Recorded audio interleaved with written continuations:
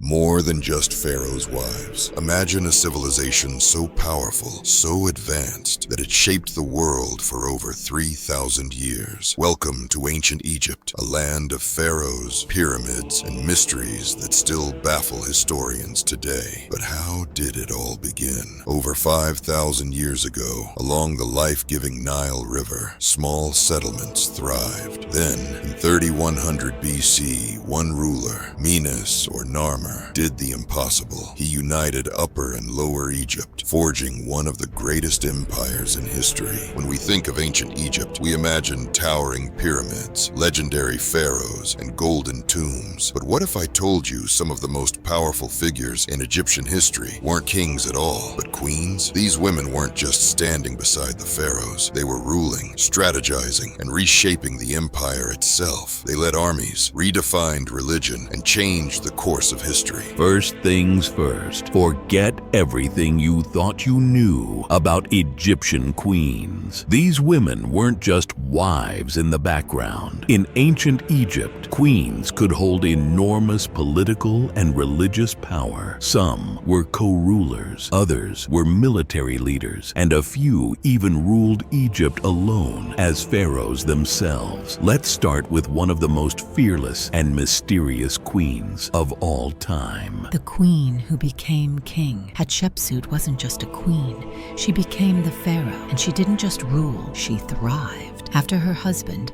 Pharaoh Thutmose II died. His son was too young to rule, so Hatshepsut stepped in as a temporary ruler. But then something extraordinary happened. She declared herself pharaoh, the first woman in Egyptian history to take on the full powers of a king. She even dressed like a man, wore the traditional pharaoh's beard, and built some of Egypt's most magnificent monuments to solidify her reign.